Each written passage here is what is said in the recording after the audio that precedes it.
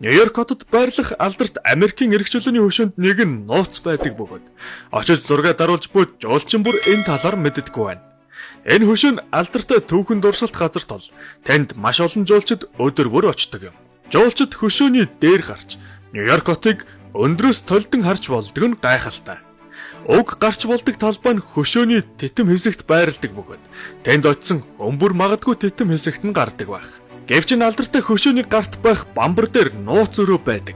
Тийшээ нь бүр гарч болдог гэдгийг маш цөөхөн хүн мэддэг гэжээ. Эрт үед жирийн жуулчдагч бамбар руу гаргаж байсан ч сүүлийн 100 гаруй жил тийшээ хэнийгч гаргаагүй гэдэг байна. 1916 онд уг бамбарын хэсэг нь эвдрэлд орж янзалсан ч аюулгүй байдлын үүднээс ахиж тийшээ жуулчдыг гаргахгүй байх шийдвэр гарсан юм. Гэсэн хэдий ч уг өнцгөөс ямар харагддаг бол гэж сонирхсон хүмүүс тэнд байрлуулсан камерын тусламжтай авсан зургуудыг Google-с олж болно. Дараагийн үзүүлэх түүхэн дурсгалт газруудын нэг бол Лондонд байх алдарт Трафальгарын талбай юм. Тэнд нууцлагдмал цагдаагийн хилтэс байдаг гэвэл та итгэх үү? Мэдгүй хүн бол шууд хараад ямар ч мэдэх боломжгүй гэжээ. Энэ зургийн зүүн доод буланд байгаа гудамжны гэрлийг харж байна уу? Гэвч энэ нь жирийн нэгэн гэрэл биш бөгөөд цагдаагийн хилтэс юм. Энэ өвөрмөц цагдаагийн хилцэн харагдаж байгаагаас хамаагүй багтаам цайтай гэдэг байна. Танд нэгэн зэрэг хоёр хүнийг саатуулах боломжтой гэдэг юм. Уг өвөрмөц барилгыг 100 хүрэхгүй жилийн өмнө барьсан гэдэг ба талбай дээр ойр ойрхон болж байсан жагсаал цуглаанаас шалтгаалж барьсан гэжээ. Харин сүүлийн үед уг цагдаагийн хилцийг зориултаар нь ашиглахаа болсон ба үйлчилгээний ажилчдын ажлын хэрэгслийг хадгалдаг өрөө болсон байна. Италийн Ром хотод байх алдарт Колизег та зураг дээрээс шултгүй харж байсан баг. Гэвч ихэнх хүмүүс энэ байгууламжийн талаарх нууцыг мэддэггүй юм. Колизе нь эртний Ромын эзэнт гүрний үед одооны зэнгэлдэх хүрээлэн шиг ашиглагддаг байсан бөгөөд тэнд месчин боолуудын тулаан болдог байв. Тэгэхээр энэ газрын талаарх хүн бүрийн мэдээд байдаггүй зүйл нь юу вэ гэхлээр эртний барилгын дор маш олон тооны сүлжилтсэн өрөө хонглууд байдаг гэдэг байна. Тэдгээр өрөөнүүдэд тулааны үед ашиглах аратан амьтдыг байлгахаас гадна үзүүлбэрийг улам сонирхолтой болгох механизмуудыг хадгалдаг байсан гэжээ. Нэгэн сайхан мэдээ байгаа нь орчин үед зөвхөн Колизеийн дээд хэсгийг үзээ зогсохгүй газар доорх өрөөнүүдтэй ч танилцж болно гэсэн юм. Одоо үзүүлэх дурсгалт газар бол Францын бэлэг тэмдэг болсон алдарт Эйфелийн цамхаг. Жилд хэдэн 10 сая жуулчид зөвхөн уг түүхэн дурсгалаас олж Парис хотыг зорддог байна. Харин эдгээр жуулчдын ихэнх нь цамхагийн орой дээр байх нууц өрөөний талаар огт мэдээгүй гэж хожим нь хэлжээ. Энэ нууц өрөөг цамхагийг босгосон инженер Густав Эйфел 19-р зууны сүүл үед цамхаг анх төлөвлөлтөд хамтд нь хийсэн юм. Тэр энэ өрөөгөө зөвхөн өөртөө зориулж хийсэн гэдэг ба түүнийг амьд ахуй үед нь өөрөөс нь өөр хинч өрөөнд нь орох эрхгүй байв. Өнөө үед цамхагийн орой хэсэг рүү гарч болох эрхтэй тасалбар худалдан авсан хүмүүс Францын нийслэлийг гайхамшигтай өнцгөөс толтохоос гадна Эйфелийн өрөөнд нэвтрэх боломжтой гэдэг юм. Disneyland гэдэг бол магадгүй хамгийн алдартай хүүхдийн паркуудын нэг. Гэвч энэ хүүхдийн паркын газар нутагт томчуудад тэр дундаа хөрөнгө мөнгөтэй баян томчуудад зориулсан газар байдаг.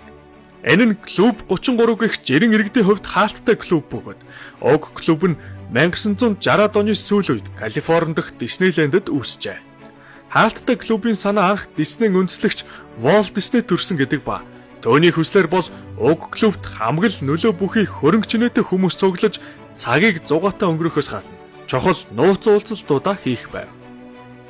Эрх чөлөөний хөшөөтэй адил Rushmore уул бол Америкийн нэгдсэн улсын гол бэлэг тэмдгүүдийн нэг үлээ. Rushmore уулын хадан дээр сийлсэн Америкийн нэгдсэн улсын дөрвөн ерөнхийлөгчийн дүрсний талаар мэдгүй хүн гэж бараг үгүй үзээ.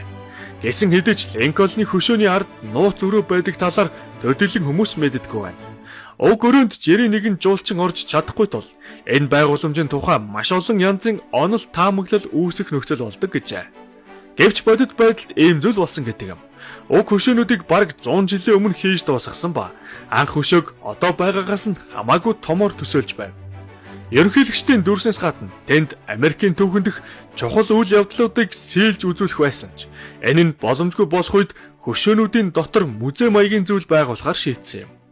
Гэвч төслийг хийж байсан архитектор ажлаа дуусгалгүй нас барснаар музейн санаач зогссон байна. Харин тэнд жижигхэн хэмжээний дутуу хийгдсэн нууц өрөө байдаг гэжээ. Жуулчдыг ихээр татдаг Нью-Йоркийн бас нэгэн түүхэн дурсгалт газар бол Бруклиний гүүр юм. Энд өдөр бүр хэдэн зуун жуулчид зорин ирдэгч тэд ч мөн адил гүүрний суур хэсэгт байх байгууламжийн талаар мэддэггүй гэжээ. Энэ нь яадаг байгууламж вэ гэхлээр гүүрийг анх 19-р зуунд босгосон ба гүүрний бүтээн байгуулалтад цогтууруулах ундаа худалдаг хүмүүс хөрөнгө оруулсан юм. Тухайн үед хөргөгч байгаагүй тул хүйтэн зойронд цогтууруулах ундаануудаа хадгалдаг байсан бөгөөд гүүрний суур хэсгийн хөндөй орон зайд маш их хүйтэн температур цуглаж хадгалагддаг байна. Гүүрний суур хэсэг нь хүйтнээс гадна багтаамж сайтай зай талбай ихтэй зойр болсон бөгөөд ийм зориултаар 19-р зууны сүүл үе 20-р зууны ихэнх үед идэвхтэй ашиглагдаж байсан ч одоо үед харин хоосон болсон гэнэ. Мөн ийшээ жирийн нэгэн жуулчид орох ямар ч боломжгүй. Италийн Венец хотын гол түүхэн дурсгалын нэг бол ГГ маркийн талбай болон ижил нэртэй сүм юм. Энэ сүм нь Венец төдийгүй Италийн гол түүхэн дурсгалуудын нэг тул ийшээ нэвтрэх гэсэн хүмүүсийн цаваа үүдэнд нь өргөлж уртаас урт байдаг гэжээ.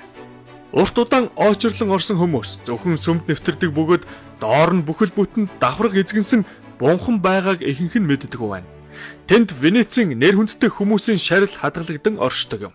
Энэ бичлэгт гарч байгаа бусад түүхэн дурсгалт газруудаас ялгаатай нь ГГ маркийн сүмийн доод давхар руу хэсэгчлэн жуулчдыг нэвтрүүлж үзүүлдэг байна. Нью-Йоркт ирсэн хүн бүрийн бас нэгэн заавал очдог газруудын нэг бол Empire State Building юм.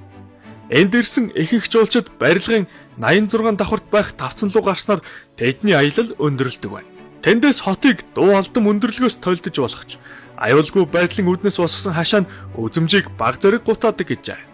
Харин барилгын 102 давхар руу цөөхөн хідэн жуулчид л очдог байна. Тэнд торны оронд цонх байгаа тул харуулц нь илүү сайхан болдог гэдэгч уг барилгаас харж болох хамгийн гайхалтай харуулц нь 103 давхарт байдаг юм. Гэвч харамсалтай тийшээ хүн бүр гарч болдоггүй. Уг давхарт байх тагт нь маш намхан хашлагтай тул аюулгүй байдлынхаа талаас ч гэсэн тийшээ хүссэн хүн бүрийг нэвтрүүлдэггүй юм. Хүн бүр нэвтрэхгүй ч тусгай аюулгүй байдлын арга хэмжээг авсны дараа тийшээ олонний танил юм уу чухал хүмүүсийг гаргадаг байна. Италийн Флоренцид байх Уффици галерей бол дэлхийн хамгийн алдартай музейнүүдийн нэг юм. Тэнд Леонардо да Винчи, Боттичелли гэх мэт агуу зураачдын бүтээлүүд оршдог билээ. Гэвч уг музейд байсан хүмүүсийн нэгэнч музейг хотын төвд байх Палаццо Питти ордонтой холбодог нууц газар доорх хонгилд очиж байгаагүй байна. Энэ газар доорх нууц хонгил нь 16 дугаар зууны үед Медичүүд хотыг захирж байх үед үүссэн бөгөөд энэ хонглоор хотын чухал хүмүүс өдөр болгон шахуу явдаг байсан юм. Тэднийг хонглоор явж өнгөрөх үед эвгүй өнөр өнөртгөр сэргэлж хонгил дагуу газрын гадар дээр байх бүх махны дэлгүүрүүдийг ч нөөлгөн шилжүүлж байсан гэдэг.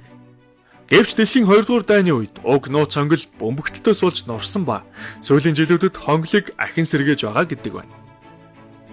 Бас нэгэн Америкийн нэгэн улсын түүхэн дурсгалт газруудын нэг бол Нью-Йоркийн Төв вокзал юм. Өдөр тутам олон тооны хүн ийш тийшээ зорчхоор уг галт тэрэгний буудлаар өөрчлөлдөг бол түүнээс дутхааргүй олон хүн аялал жуулчлалын зорилгоор ирдэг байна. Гэсэн хэдиж энэ олон хүнээс цөөхөн хэдэн л галт тэрэгний буудлын дээд давхарт хэнийг нь теннис тоглож байгаа талаар мэддэг гэжээ. Тэнд теннисний талбай байгаа ба хагас 100 жилийн өмнө баригдсан юм. Үүнээс гадна энэ нь ямар нэгэн нууц юм уу баячуудын хаалттай талбай биш бөгөөд хөссөн хөмбөр түүгээр өөрчлөж болдог байна. Ном их унших дуртай хүмүүс магадгүй номын сантаа байранд амьдрахыг хүсдэгч байж болох юм. Тэр дундаа алдарт Нью-Йоркийн номын сан бол тэнд амьдрахыг хүсэх хүн өөр олон байсан бизээ. Номоор дүүрэн уг аврах барилгын дээд давхарт номын санд ажилладаг хүмүүсийг амьдруулах зорилгоор анх орон сууц төлөвлөж байв. Одоо хэрн уг орон сууцад оршдогч тэнд хүн амьдрдаггүй харин техникийн зориултаар ашигладаг юм. Алдарт Pixar студийн байранд ч гэсэн нууц өрөө байдаг гэжээ. Тэр өрөөнд гадны хүмүүс байтугай ажилчтан ч нэвтрэх эрхгүй гэдэг бөгөөд Стив Джобс Pixar-ыг анх худалдаж авсны дараа энэ нууц өрөөг ашиглаж ирсэн ба тэнд чухал яриа хэлцэл хийдэг байсан юм. Харин өнөөдөр цөөхөн хэдхэн хүн л энэ өрөөнд орох эрхтэй байдаг гэв. Ингээд өнөөдрийн дэлхийн алдартай түүхэн дурсгалт газруудын нууц өрөөнүүдийн талаар хүргэсэн бичлэг төгсөж байна. Баяртай.